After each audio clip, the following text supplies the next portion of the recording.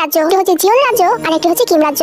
দুটি রাজ্যের মাঝে অনেক বড় একটা ফারাক্কা আছে, যেখানে দু রাজ্যের মানুষ এক রাজ্য আরেক রাজ্যকে একদম সহ্য করতে পারে না। জিওন রাজ্যের রাজা কিং নামজুন এবং রানী হচ্ছে কিম সকজিন এবং তাদের দুটি সন্তান আছে। তারাই হচ্ছে এই রাজ্যের আলোকিত সন্তান, এক কথায় রাজকুমার। বড় রাজকুমারের নাম জনসক আর ছোট রাজকুমারের নাম জিওন জংকুক। অন্যদিকে কিম রাজ্যের রাজা হচ্ছে লে, তার একমাত্র কন্যা সন্তান হচ্ছে কিম তায়েয়ং ওরফে তে। আর সবচেয়ে বড় কথা হচ্ছে তের মানে। আর আশ্চর্য করার বিষয় হচ্ছে তে আজ 15 বছর ধরে ঘুমিয়ে আছে, অচিরে ঘুমিয়ে আছে একটা ঘুমন্ত পরী হিসাবে। তার মায়াবতী চাঁদবদন মুখটা এখনো পর্যন্ত অনেকেই দেখেনি, কারণ তে 5 বছর বয়সে তার এই পৃথিবীর দৃষ্টি ত্যাগ করেছে এবং ঘুমিয়ে পড়েছে।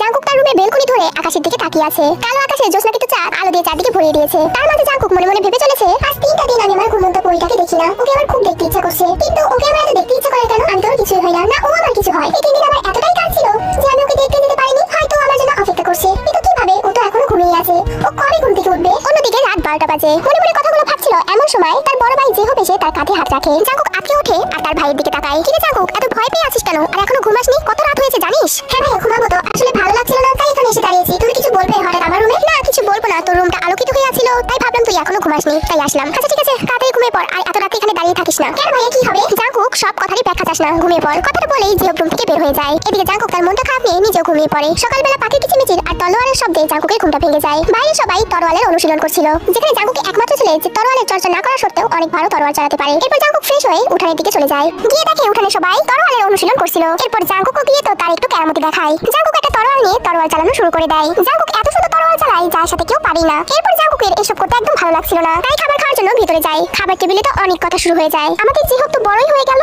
তো পাশে রাজ্যে আমি একটা মেয়ে দেখেছি আর আমি ওর সাথে জিহবের বিয়ে দিতে যাচ্ছি। তোমরা কি বলো সবাই? অন্ততপক্ষে আমার মৃত্যুর আগে এক নাতিদের বিয়ে তো দেখে যাই। আসলে হুসং তো অনেক অসুস্থ ছিল। বাবা আপনি যা করবেন তাই, এতে আমাদের কোনো কথা নেই। জি তুমি কি বলো? তুমি তো কিছু বললে না যে? আমি কি বলবো, আপনারা যা বলবেন তাই। আর ওদের সবার কথাতে জাংকুক শুধু হা করে তাকিয়েছিল। নিজের ভালোবাসাকে কখনো পাবে কিনা সেটা টেনশনে তো জাংকুক মরছে। আর এই বিয়ের ব্যাপারে সবাই যা বলবে জিহব তাতে রাজি। এরপর তো জাংকুক খাবার খেয়ে বাইরে বের হয়ে আসে। এরপর তার বাহন নিয়ে বেরিয়ে পড়ে তার নিজের উদ্দেশ্যে। বের হওয়ার সময় জাংকুকের আম্মা জিন জাংকুককে অনেকবার ডেকেছিল, সেখানে জাংকুক বলে এসেছে সে একটা কাজে যাচ্ছে। এরপর ঘোড়ায় চড়ে তো জাংকুক তার নির্দিষ্ট স্থানে চলে আসে। সামনে একটা অনেক বড় প্রাসাদ ছিল। জাংকুক ঘোড়ার পিঠে থেকে নামে আর ঘোড়াটাকে কিছু একটা ইশারা করে। জাংকুকের ইশারা দেখে তো ঘোড়াটা মাটিতে শুয়ে পড়ে। এরপর জাংকুক এক পা করে প্রাসাদের দিকে এগিয়ে যায়। তেমন দূরেও ছিল না। এরপর জাংকুক সেই প্রাসাদের একদম পিছনে গিয়ে দাঁড়ায়। সেখানে একটা জানালা ছিল। জাংকুক আস্তে করে জানালাটা খোলে। এরপর জাংকুক তার ঘুমন্ত পরি চাঁদবদন মুখটা দেখতে পায়। সে তো অচিরেই ঘুমাচ্ছে। হ্যাঁ, জাংকুক তেকে দেখতেই এত দূরে এসেছে। জাংকুক ভাবছে ঠিক কবে এই ঘুমের জগৎ থেকে উঠবে, আর আদৌ কি কখনো এই ঘুমের জগৎ থেকে উঠবে আর জাংকুককে চিনবে? এভাবে কিছুদিন কেটে যায়।